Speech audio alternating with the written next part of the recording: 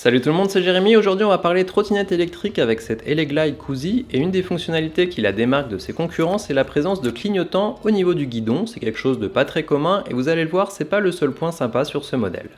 Pour l'unboxing, la trottinette arrive dans une grosse boîte qui contient elle-même une seconde boîte. Tout est très bien emballé et calé avec de la mousse à l'intérieur.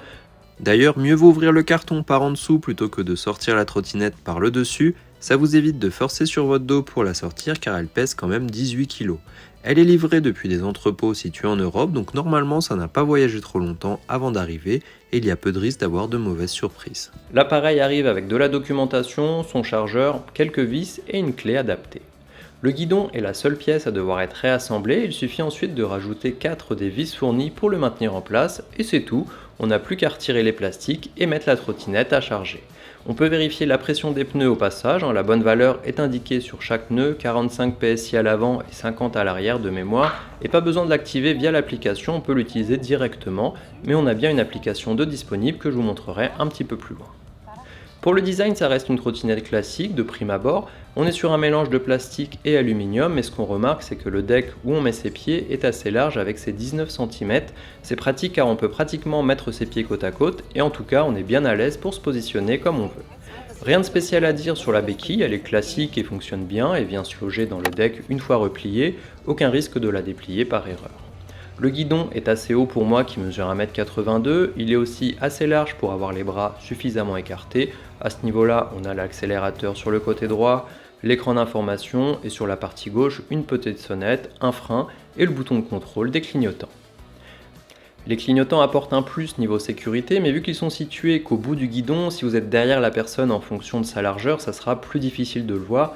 Pour les personnes arrivant en face par contre, c'est mieux, et surtout de nuit, car de jour, vu que c'est peu commun, les voitures feront probablement pas attention. Je vous montre ce que ça donne de nuit pour vous faire une idée, et ce qui aurait été vraiment top, ça aurait été de mettre aussi des clignotants à l'arrière pour pousser cet aspect jusqu'au bout et être certain que les personnes derrière puissent les voir. Je pense pas que ça coûte beaucoup plus cher à les faire en plus. On a bien une lumière qu'on peut laisser allumer à ce niveau-là ou utiliser pour le frein. On a aussi un emplacement pour une plaque d'identification qui doit servir dans certains pays, des réflecteurs sur les côtés et sur le devant, on a une lumière pour naviguer la nuit. Dans l'ensemble, avec toutes ces lumières, on est plutôt bien paré pour circuler la nuit et être bien vu sur l'arrière, sur les côtés avec les réflecteurs et sur l'avant avec la lumière qui éclaire bien. Peut-être qu'elle est peut-être un petit peu placée un peu haut pour les voitures qui arrivent en face ou pas forcément assez bien placée pour éclairer le sol, mais en tout cas les véhicules devraient bien vous voir et bien entendu les clignotants attireront davantage l'attention sur vous, en tout cas bien plus qu'une trottinette classique qui peut parfois passer un petit peu inaperçue dans la circulation. Pour les pneus, ceux-ci font 10 pouces, ils sont tubeless et il faut donc les gonfler. Et ce qui est bien en plus, c'est qu'on a des suspensions sur la roue avant. Ça apporte un plus lorsqu'on monte sur un trottoir ou pour absorber les imperfections de la route. Ça reste un modèle pour la ville, donc on va pas non plus aller rouler dans l'herbe, dans les cailloux, dans la forêt. Mais c'est mieux qu'un modèle qui n'en a pas tout simplement, sachant qu'il y a des modèles plus chers qui n'en disposent pas. Pour le freinage, c'est un double système électronique à l'avant et à disque à l'arrière. Là aussi c'est efficace, j'ai pas fait de test sur le nombre de mètres pour s'arrêter, mais je pouvais m'arrêter rapidement, malgré des vitesses plus ou moins élevées, de 25 voire même plus, comme on le verra un peu plus tard.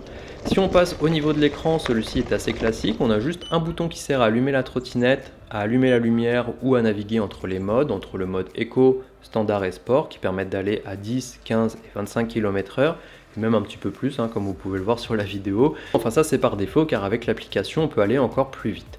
On voit assez bien les infos même en plein soleil. Après dans mon cas je regarde pas spécialement l'écran en roulant, on voit le restant de batterie et le nombre de kilomètres effectués.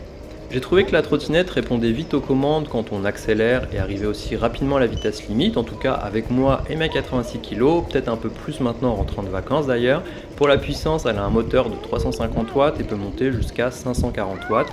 On peut monter des pentes allant jusqu'à 15% avec et elle supporte un poids du conducteur allant jusqu'à 120 kg.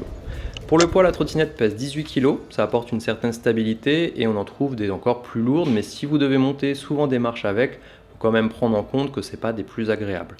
On peut l'applier grâce au mécanisme de fermeture, il est assez simple, mais il fait l'affaire, on n'a pas vraiment quelque chose de très évolué on va dire.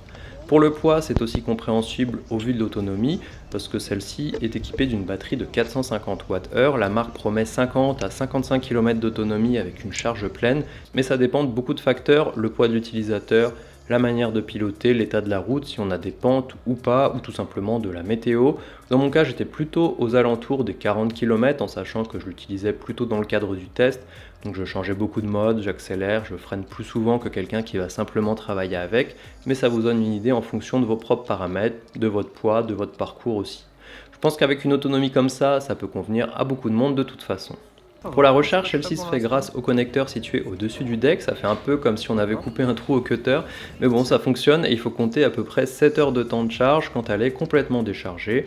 Dans l'idée, si vous l'utilisez complètement, vous pouvez la charger complètement pendant la nuit aussi et repartir avec le matin, ce qui devrait convenir à la plupart des usages. J'ai gardé l'application pour la fin, Green Drive, non pas qu'elle soit exceptionnelle, on se connecte simplement en Bluetooth avec et on peut afficher le nombre de kilomètres effectués, la vitesse actuelle, allumer les lumières, changer le mode, verrouiller la trottinette, des choses assez classiques finalement, mais là où c'est pas forcément classique, c'est qu'on peut tout simplement aller dans la partie settings et augmenter la limite de vitesse à 50 km/h sans aucun warning ou autre. Alors pour certains c'est top, ça évite de chercher comment la débrider tout simplement. Pour moi c'est un petit peu dangereux, surtout si c'est des jeunes qui l'utilisent et qui ne prennent pas forcément la mesure du risque encouru, mais ça c'est à vous de voir. Pour le prix, on la trouve à 600 € sur Amazon ou sur le site de la marque, je vous mets les liens dans la description, et avec le code promo que je vous mets avec, vous avez 50 € de réduction.